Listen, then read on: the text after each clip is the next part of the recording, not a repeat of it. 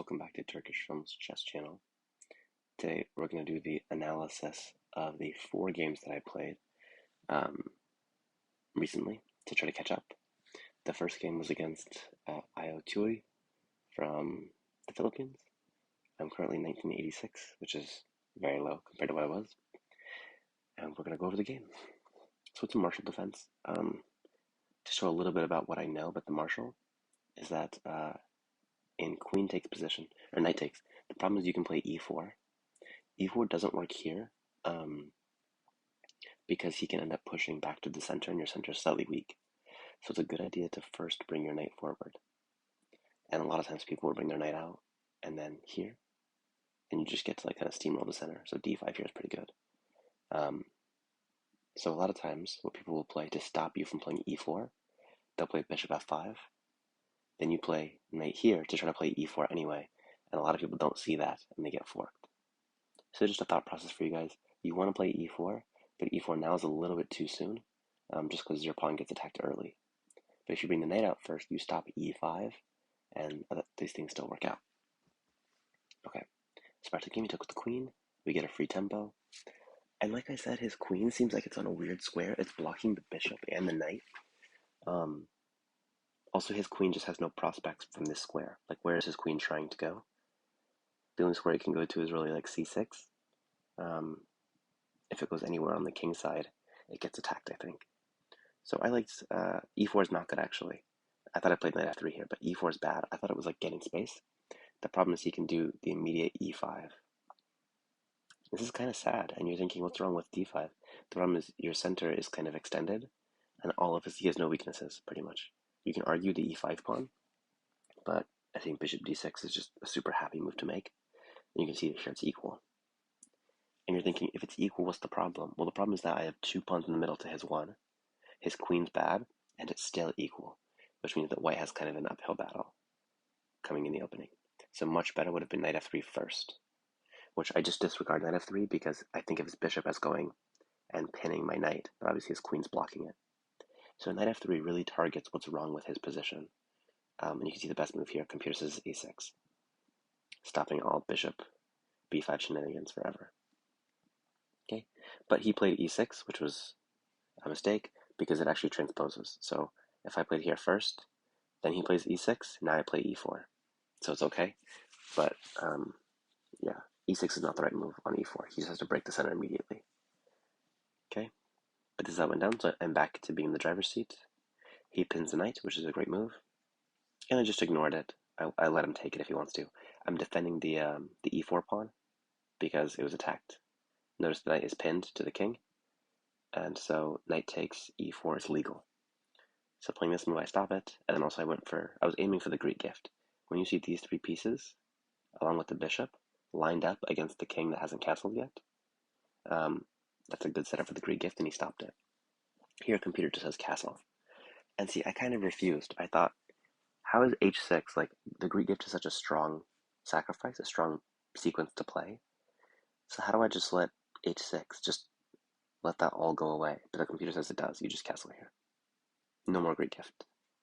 And okay, let's pretend he does this anyway. There's just nothing.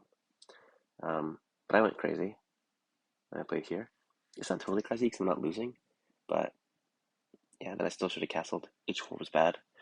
It just opens up too many squares and you can break to the center. And I think during the game I mentioned c5 as being strong because I have a bigger center than he does, and so if he can eliminate that center, he's doing much better than me. And that's why instead of bishop f5, computer just has castles here. Then if c5, I actually play e5, and his king still hasn't left the center yet. So bc3, knight d5, trying to get a tempo on the c3 pawn. But now we have c4, and you can see the center is opening up. If he goes back to c3, back to c3, like this, then I'm just developing the whole time. So queen c2 or queen d2, I'm really not sure which one's better. I like queen c2 because it attacks the knight, and cd4. In this position, what would you play? Bishop a3 stops the king from castling. And these are the kind of moves you want to be able to play when your opponent is making kind of dubious moves, right? So first he moved the queen. He moved the queen, he played e6. and so you really want to be able to punish that, and that's what a3 at the end of the line does. It stops him from castling. Okay, but back to the game. So just to remind myself in the future, on queen d7 you can't play e4 yet, and in the marshal you can't play e4 anyway. So I just got to remember knight f3 before e4. Okay, this is all fine. Bishop d3 is great, and don't go nuts. Just castle. He stopped the regift, accept it, and just castle. Okay, but I didn't. I still didn't. And this is the wrong way for my bishop. I thought my bishop was kind of doing something with the c7 pawn, but really I'm trying to attack the opponent's king. So I mixed up my goals. I was trying to play on the queen side and the king side at the same time. And I think bishop e3 was just a lot better of a practical chance, because now my knight can move. And keep in mind, if my knight moves anywhere, I'm actually attacking his knight. So, yeah. Okay. Queen d2 attacks the pawn, and I thought queen c2 was better here. I was lamenting not playing queen c2. Computer says a3 or queen d2. So queen d2 is not bad. But a3 is better, it says. What about queen c2? Knight c6, attacks the pawn. And then I thought, here. Knight captures d4. Knight captures d4. Queen captures d4. Here. fg6. Here. And then knight jumps back. Yeah, so it doesn't work. I'm glad I didn't play it then. Yeah, so that's mostly it. G4 here is the second best move. It really wants me to resolve the tension with this bishop. I just didn't see. I thought the bishop could potentially be more useful. So like if I played here, potentially the bishop I thought was useful here, attacking and kind of defending on the king side. Okay, but I pushed, and here I definitely have to play. There's like no doubt I have to play h4. The reason is because it forces the g6 pawn to do something, and then I can play e5 with check. That's the important part. So g5, e5 with check.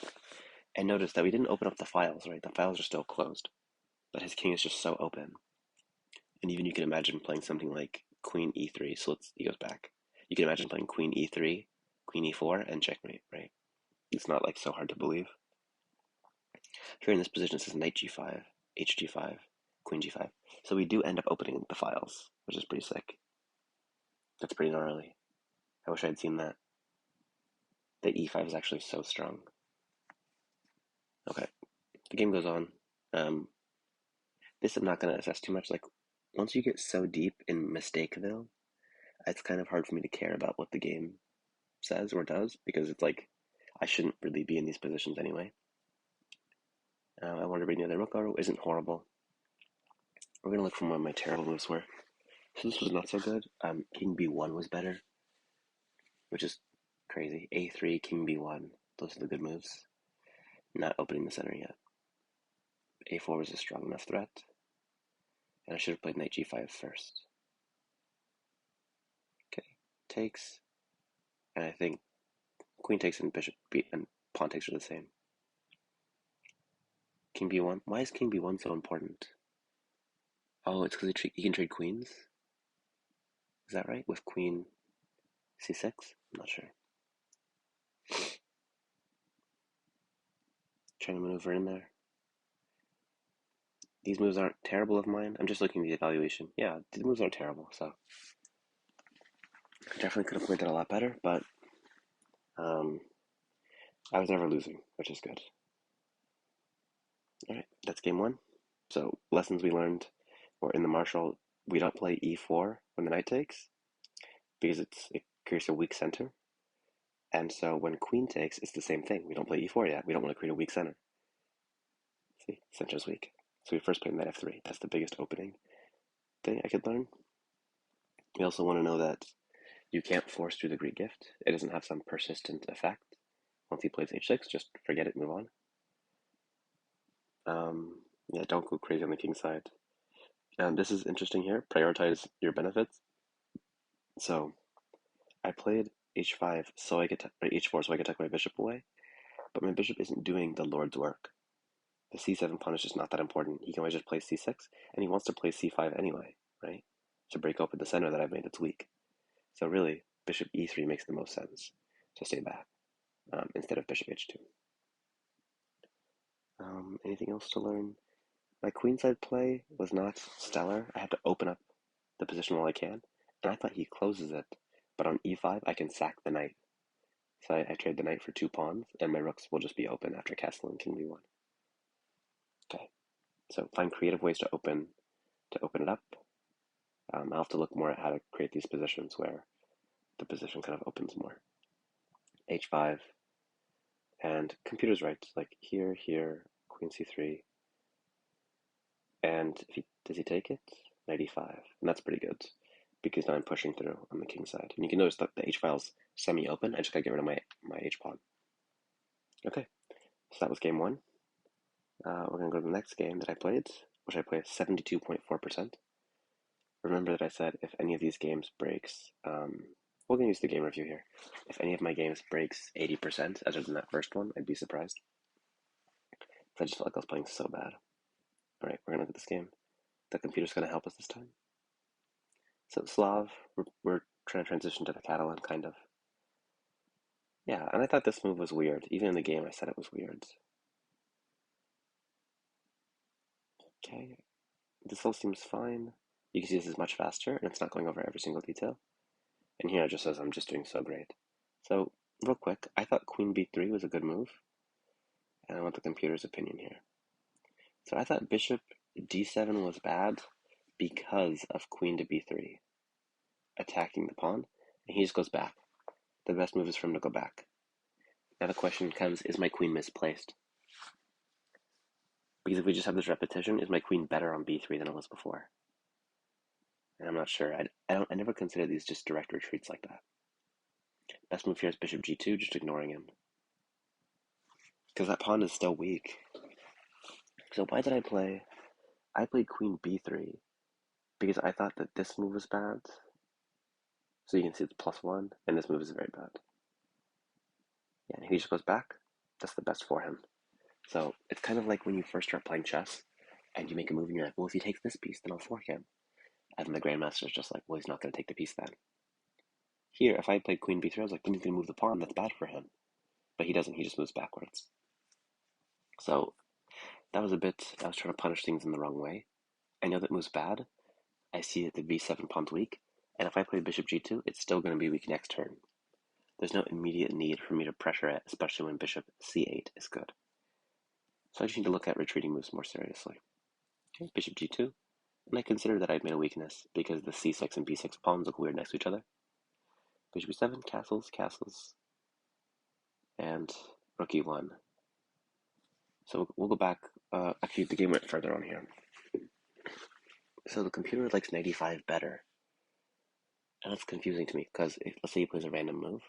We're not trying to take the bishop on d7. It's the worst piece on the board. Bishop f4. Why doesn't he just push through? Because bishop e3. I can't really say I understand this position.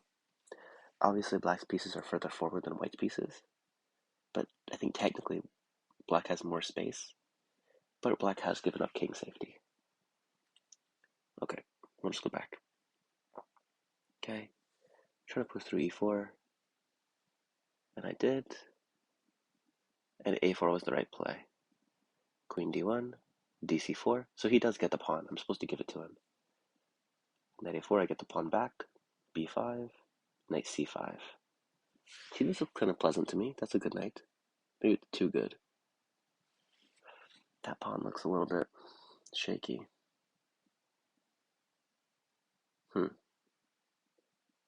Ooh, can I do this? Oh, look at that trick. Bam. That's pretty smart. Now he can't take it because he loses this way. And if he takes it with the queen first, bishop d6, and I win the exchange. Okay. This is how I analyze. I just say, what if this happens? What if this happens? But the better move here is knight e5. So I gotta remember when this Catalan bishop is here, you have to open it up.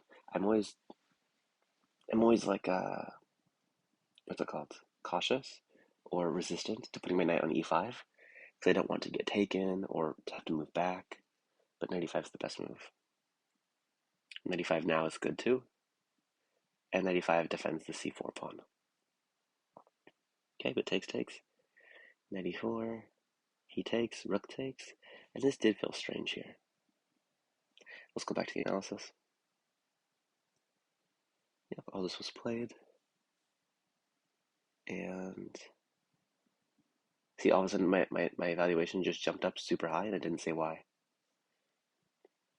So yeah, this felt crazy to me in this position here. We went forward. I had a better option here. What was better than 85? Bishop d6. I thought about bishop d6 in the game. I remember that.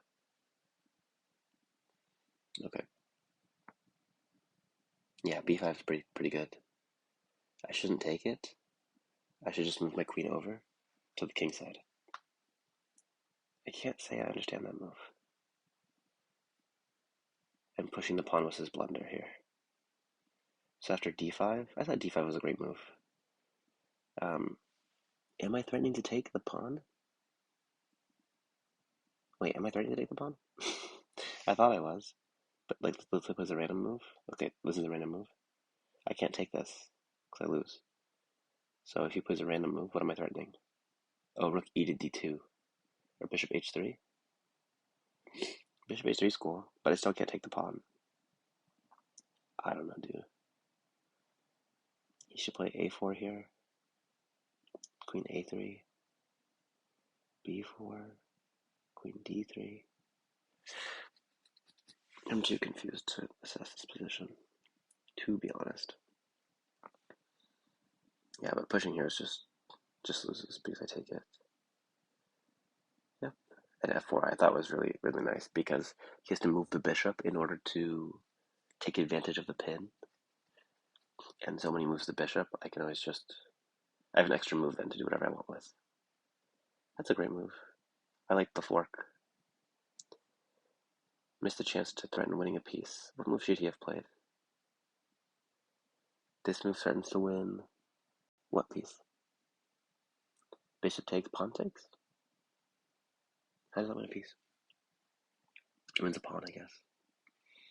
Queen f5 threatens to win a bishop. How? Instead, I take this pawn. What?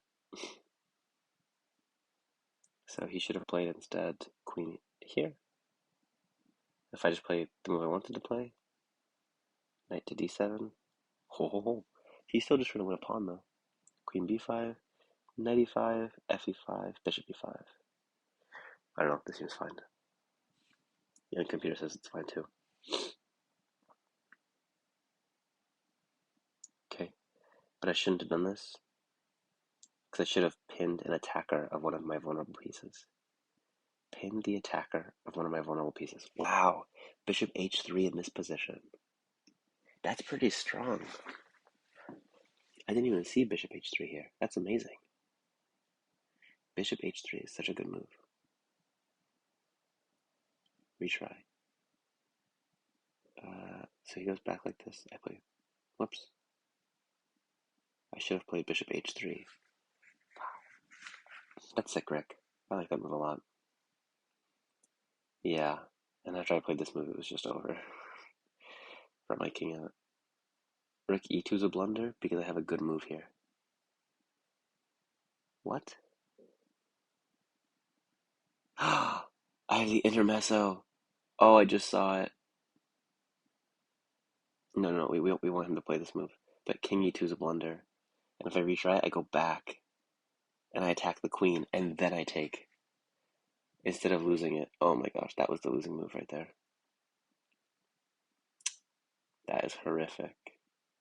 Yeah, and the game's over after that. Yeah, so I blundered like this. And how did I know when I blundered? It was takes. I'm confused about this real quick. So I still have a lot of advantage. Moving here, I'm still happy with this. He goes back. Again, it's still equal everything. I just have a really strong d pawn. I'm gonna trade equal pieces. And I don't see why is it dead equal now? I know that's a blunder, so what was better than this? I was moving the bishop forward, stopping the knight from entering g4. And now it's just a draw. But obviously he's a little bit better because his rook can come to c2. So yeah, I just totally just flailed at the end, and Yeah, I just realized I was super lost and it's over. So that's the game. Um, this was a Slav, Semi-Slav. Try to get into a Catalan. So rules are when you see a weakening move like Bishop D7, see if it's a permanent weakening move or just temporary weakening move. Now, obviously, if I play Bishop, let's look at this really quick because this is Queen B3 is good, but I think it's a better move. I think Bishop G2 is better, and then B5 comes, and now we can play C5. The reason you don't want to release the tension is because he always uses the B pawn as a lever against the C pawn to ruin your center. But he has no B pawn here, so my pawns are just super duper happy forever. So I gotta keep that in mind. Anything else to learn from this game? 95, 95, 95. Very important for letting out the bishop. Um, what else? My e4 push wasn't calculated very well. The computer seemed to think this is all fine. Yeah, computer seemed to think I played well. Even here. And this is the blunder here. Just releasing tension instead of pitting pieces. Never don't look for tactics. I tried to simplify too early and ended up costing me the game. Okay. 2 games down. 1 to go. Or, yeah, 2 games down, 2 to go. And we won't have the computer to help us here. I mean, we'll have the analysis guy, but he won't tell us like blunder or things like that. So it's in English. This is all new to me, so I don't know if I'm playing good or not. Yeah, knight f6, d5. We played knight f6. I'm kind of afraid of is this d5 here, in this position. I understand d5, takes, bishop g2, knight f6, knight e2. And it just seems like, do I have enough time to play bishop here, bishop here? That's what I really want to do. Knight c6 also works. Castles, h5. What the heck? Computer says h5. See, as black, I don't really feel like I have attacking chances here. Because it feels like I only have 2 pawns that are defending my knights, which is kind of like, it feels sort of squirrely to me. Like it's not so defended because he can play f5 or d5, sorry, f4 or d4 at any moment. My center will kind of suffer a little bit, it feels like. Computer's like, go for it. Okay. I'm not gonna like try to learn this whole opening right now. But I played okay. d5 is still good. I brought my bishop out instead, which is not good. I have to either go all the way bishop b4, or I have to go d5 to break open the center. I have 1, 2, 3 pieces all on the center. He only has 2. And he can't really afford to trade this bishop because it's, right now, a piece he invested 2 moves in. I developed castles, and it's just equal. So not a lot to analyze. When did stuff start to go wrong? And right now I'm just clicking through the moves. I'm not really describing them because I'm just worried about, I'm watching for when the evaluation jumps. And the evaluation is, there we go. So taking this was not good. Better here was e4. Ooh, e4, what the heck? e4 does not strike me as a very pleasant move to make. Because it sacks a pawn for like nothing. Am I wrong? Takes. Oh, bishop c4, so there's another pawn hanging here. Okay, so that's a trade. That makes it not so bad, actually. Because if he takes it, this whole deal happens. I'm actually happier than he is, because his bishop is gone, which means his king is unsafe. His knight is pinned and attacked. His queen's in the center of the board, so there's a lot going for me here. Yeah, e4. But why not just a calm move like this? Bishop c4. So here. And then d5. And that looks really strong. I get the c-file. His knights are kind of, I don't know. I don't really love his knights. Yeah, f4 is good. Rook c8 to hit the queen. That center pawn's attacked quite a lot. And our bishop comes back to do the lord's work. Knight captures e6, fe6. I don't know. This looks great. His king still seems a little bit weird, and this bishop is kind of hindered. My bishop is the best it'll ever be in its whole entire life. Notice that all my pawns are on light squares except for one, so my bishop has free reign, and his dark square bishop is crying in a corner. So That's pretty advantageous. I know this is a little bit rambling, this video, but I don't really know how to. I haven't played this opening before. Okay, and so where were we when the evaluation jumped? Here. So taking this is very bad. It opens up a lot of his pieces. His bishop just got way better than it did before. The bishop is not good here because it's all blocked in. And I played this move, and now his bishop is amazing. Yeah, the eval's not jumping too much. Yeah, breaking up in the center here is not the worst idea. It says queen e7's better. Getting off the line of the rook. Because that was a huge problem. My queen was in line with the rook. And I still didn't move it. So yeah, this was problematic. And he lost all the advantage by putting his rook over here. And now knight c5. See, I was really proud of myself for this. I thought I was doing really good because queen b6, and I thought, hey, look, I'm winning. During the game, I said that. Like, I'm attacking the bishop, and I'm attacking the pawn. I'm just not winning, which is crazy. On queen b2, I'm winning. Okay. And this is where it goes wrong. Yeah, we're not going to look at this. This is just a tactical error. Best is just knight f6. So I was like, but then rook e6, and the pawn's hanging, and queen a3, I didn't see. I get the pawn back, and I'm still winning. So yeah, it was just too much to go for. Yeah, and then that's it. All right, so lessons for this game. I don't really want to learn lessons for this opening. I guess don't be afraid to open up the center earlier. And what else? The problem move was here, taking. When you see your opponent has a bad piece, keep it a bad piece. Yeah, don't let your opponent's pieces improve. Also, rook e8 defends it. Queen c7 doesn't work though, I don't think. Yeah, because knight d2. And then he just keeps developing and he eventually pushes through, and the queens are lined up. So yeah, just don't open the center when it helps your opponent's pieces. And then at the ending, don't get cheeky. In the middle game, get your queen off the line of your opponent's pieces. Those are those lessons. And the last game, we'll do this one quickly. Yep. I lost this game by checkmate. This was a London, and he took. I wanted to learn this. So yeah, I said, let's try this out, and he's losing. So that I lost this game is like super embarrassing. I don't even want to look at it, to be honest. How did I lose this game?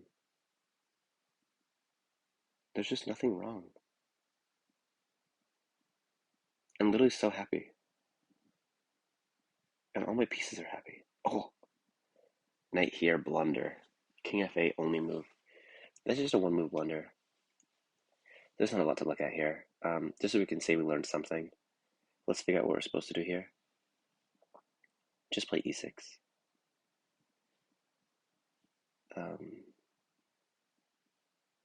Yeah, just play e6, I guess. We're attacking the pawn. He'll play b4. We play a5. If he defends it, it doesn't work. Because this. And what if he pushes? And knight goes to e7. We just reroute. And these pawns are arguably weak. Or will be weak soon. So yeah, that's what we learn. Just be modest. If he takes it, just e3. Don't go for the shenanigans. Is it so bad to go for it? Well, let's assume he played like the proper move. Queen d2, queen c5. Yeah, he's super winning here. So my plan was totally wrong. And he wins because knight c3, he just keeps developing. Bishop d7 stopping checks. Bishop e5. Whoa, bishop e5 is a move. Look at that. Doubling my pawns and threatening bishop d4. Yeah, so that's over. So that was just a bad plan. Just be modest if he takes the pawn. Let him have it. We'll break down his queen's head later. That's all the analysis I'm going to do there because I can't believe I just lost this game when I was up a piece for like nothing. Yeah, it's over. Okay, those are the chess games. If we remember the lessons from the games, this was the Slav, the first game. I'm just going to go over these quickly because I want us to remember the lessons. The lessons here are don't play e4 in the marshal, play knight f3 then e4. Don't go for the quick kingside stuff, and keep in mind where your pieces are most useful. Also, I have to look into how to evaluate opening up the kingside better. Otherwise, it was a pretty well played game. Then e05. This was the Slav. Yeah, this was the Slav. We did well here. We don't have to exploit weaknesses like this. In this position, it's a permanent weakness, so we can just leave it. That's important there. E4 was unnecessary. The whole game was played fairly well, and then I just blundered. Um, yeah, I just blundered by taking. No reason to trade down here. Um, just improve. Play bishop h3. So always look for improving moves. Don't look to trade down too early. Uh, third to last game. This was the English that I had no idea what I was doing. Which the only rule was just improve the center, or don't be afraid to break the center so quickly. Otherwise, it was well played, except for I made his dark bishop really, really good. And his dark bishop was just amazing. Um, yeah, and then just don't be trash and don't sack pieces for no reason. And in the last game, it's don't win pieces and lose the game because it's a bad idea. Thank you so much for watching. Today was a weird video, I know. It's on my phone, and it's analyzing 4 games. But this was a 1986's perspective on playing people.